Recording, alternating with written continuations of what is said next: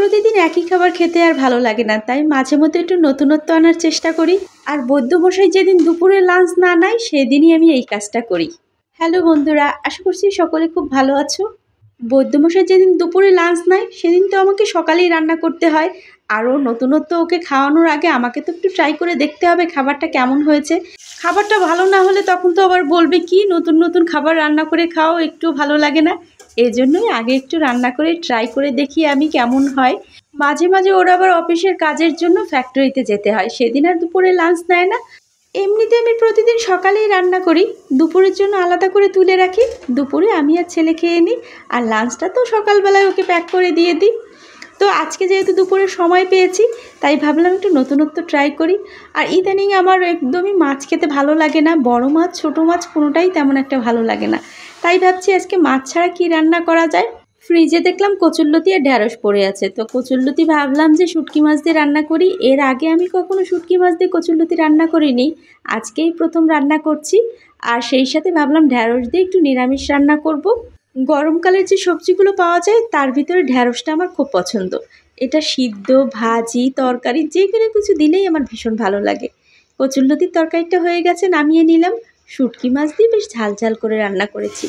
আর আজকেই প্রথম ঢ্যাঁড়স দিয়ে এই নিরামিষটা রান্না করছি। সেদিন ফেসবুক স্ক্রল করতে করতে দেখছি একটা দিদিভাই এই নিরামিষটা রান্না করছে, দেখে ভীষণ ভালো লাগলো। তাই ভাবলাম আমিও একদিন ট্রাই করে দেখব। আর আজকে যেহেতু সুযোগটা পেয়েছি আর ঘরে ঢ্যাঁড়সও ছিল, এক্সট্রা তেমন কিছুই লাগে না, রেগুলার যে মশলাগুলো খাই সেগুলো দিয়েই রান্না হবে।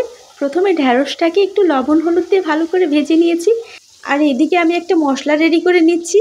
একটা বাটিতে দই নিয়েছি, সেই সাথে হলুদের গুঁড়ো, জিরের গুঁড়ো, ধনিয়ার গুঁড়ো আর সেই সাথে একটু শুকনো মরিচের গুঁড়ো দিয়ে মশলাটাকে ভালো করে মেখে রেখে দেবো।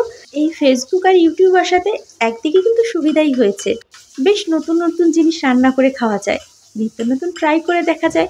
এক এক অঞ্চলের এক একজন মানুষ এক এক রকমের রান্না করে, বেশ দেখে দেখে কিন্তু শেখা যায়। তো যে কড়াইতে আমি ঢ্যাঁড়সটা ভেজে নিয়েছি ওই একই তেলে আমি মশলাটা দিয়ে ভালো করে কষিয়ে নিয়েছি। এবার আমি ঢ্যাঁড়সগুলো দিয়ে বেশ নাড়াচাড়া করে একটু জল দিয়ে ঢাকা দিয়ে দেবো। আর ঢ্যাঁড়স সিদ্ধ হতে তো খুব বেশি সময় লাগে না, অল্প জল দিয়ে ঢাকা দিয়ে দিলেই হয়ে যাবে। তো ঢ্যাঁড়সটাকে দেখো আমি জল দিয়ে দিয়েছি, এবার কিছুক্ষণ ঢাকা দিয়ে সিদ্ধ করে নিয়ে নিলেই তাহলেই হয়ে যাবে। আর দেখো ঢ্যাঁড়সটা আমি নামিয়ে ফেলেছি, দেখতে বেশ ভালোই হয়েছে।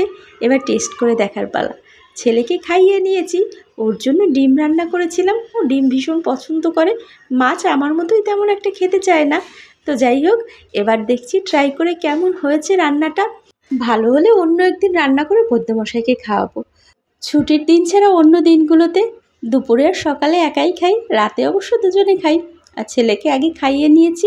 তরকারিটা বেশ ভালোই লেগেছে, দই সেই সাথে মশলাগুলোর কম্বিনেশন দারুণ লেগেছে। আরও একদিন ট্রাই করা যাবে। আজ তবে ভিডিওটা এ পর্যন্ত, নতুন ভিডিওতে খুব শীঘ্রই দেখা হচ্ছে। সে পর্যন্ত সকলে ভালো থেকো, আর ভিডিওটা কেমন লেগেছে কমেন্ট করে জানাতে ভুলবে না।